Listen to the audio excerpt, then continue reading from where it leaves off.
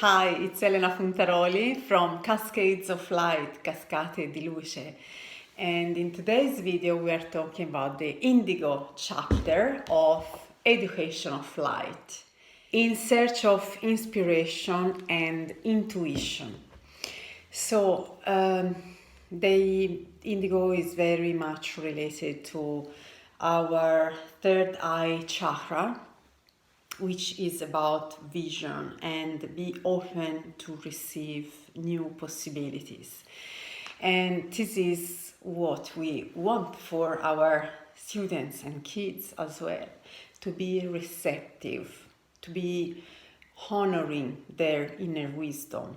And for this to happen, the first thing is that they can feel something, they can receive something.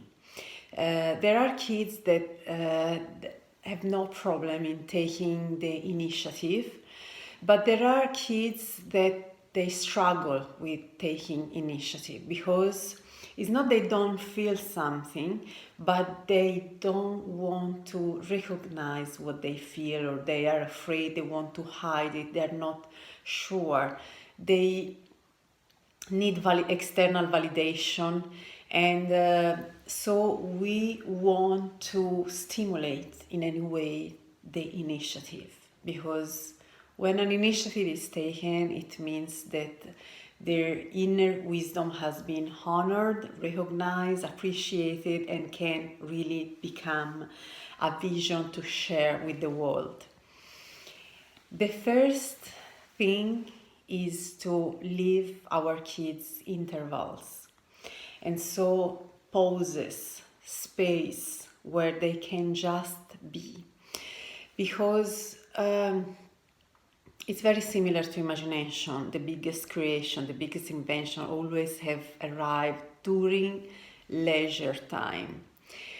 You can just do a little search about this, but it's when we relax and we allow, we are not trying too hard to do things, to study, to work, to do whatever we want to do in a hard way. It's when we allow our inspiration and intuition to flow through. And so interval is like a sacred space that we honor, because we know that from this sacred space of apparent nothing, everything can be born.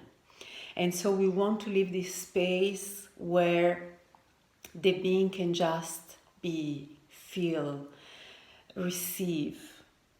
And this is why it becomes a sacred space, because it's really essential for the development. There is a quote of Anne Wood that I really like very much, and I want to share it.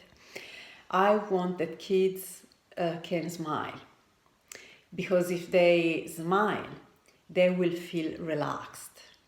If they are relaxed, they will feel self-confident. If they are self-confident, they will be curious. If they are curious, comprehension will grow within them. So this is the same thing that we are saying here. We want them to be so at ease and relaxed and feeling like at home, that they can really flourish. Because when they flourish, they can really learn something that is within their cells. It's not just learning something with their mind and then in time they will forget about this, because it's not really important. So whether we want to transform a static knowledge, so something from a book, whether it's a history, art book, or any other subject, and we want to transform it into dynamic knowledge, so something more vibrant, something that we can feel in our body, or we have something new, like an impulse, a desire, an interest, a passion that we want to expand and feel more, we can apply this language, that is the language of the spiral model. We have talked in the green chapter about the spiral model. The spiral model has a language that is made of color, movement, and sound. So we can use the color, the movement, and the sound to transform static knowledge in dynamic knowledge, or to just co-create and give color and energy to a desire, so something new. It can be similar to a theatrical experience because we want to feel it in our body. So it can be interesting if a group of kids wants to represent a scene that they have just studied, whether it's history, art, a discovery in any other subject, and they want to become the different characters that they've just read in the book. And in this way they can even receive messages and inspiration from such characters. These characters that lived centuries ago, they are still alive. I mean, life is eternal, and so there is no end. And so maybe if the kid receive a message or feel something without receiving a message, but just feel something in this becoming of this character, this learning is really a powerful learning because it becomes emotional learning. We use our senses.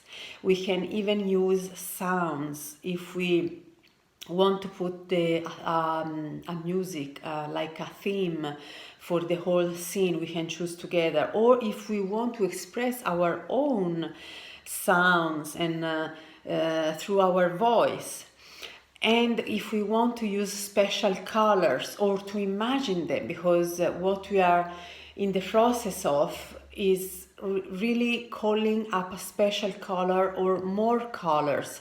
We can use all this. It's actually a lab, a very dynamic lab of knowledge and experimentation of knowledge that so becomes dynamic knowledge. And so the kid really understand because he feels and he represents this knowledge through his body, his movement, through sound and colors. And so it's so very likely that this knowledge is going to stay with him forever, because he really gained this knowledge. It's really becomes part of his being. It's part of his cells. And this dynamic knowledge that is emotional learning is very much filled with laughters and surprises and improvisation, imagination. And we know from neuroplasticity studies that laughter and surprises and positive emotions empower long-lasting learning, a powerful learning. Neuroplasticity is the capacity to modify and create new neural pathways. So create new neural circuits that lead to new possibilities. Because when we get something new, we think something new images, new words, new languages, we activate new neural circuits in our brain, because our brain is nothing but static, it's very dynamic. That's why we really focus on dynamic knowledge, the language of the spiral, the model of the spiral, because it's vibrant, is fluid, is dynamic, and it reflects the nature of our brain as well. When kids want to learn something, they repeat it ad infinitum until they don't get it. And they know that repetition is the mother of learning. Through repetition, they are going to assimilate new neural circuits. So as adults, we should learn from kids as well, because sometimes we are lazy with new things, with new images, with new desires. We don't have the energy to go through, or we don't have enough. We should be more constant, actually, and so we can learn from kids how to be constant and really focused on something. How nature can inspire in this context a lot, because nature is constant change, is dynamic, is vibrant, is the result of creation. So nature can inspire more creations and can inspire plenty of lessons, math lessons, geometry, art, meaning of life, beauty, appreciation lesson, the art of change. So nature can really be part of this emotional learning soup that is really a reflection of our brain as well, that is constantly searching for new neural circuits, and it's up to us to lighten them up and to really make it possible. The more new possibilities we give ourselves, new thinking, new everything, the more we keep our brain in a dynamic mode, that it's natural way of functioning. It has been a pleasure to share the indigo color with you, and if you enjoy these videos, please share them, subscribe to this channel, and sign up to cascatediluce.com/an if you want to dive in the method and vision that we have created in a very fun and practical way. Shine your light. I'll see you soon. Bye.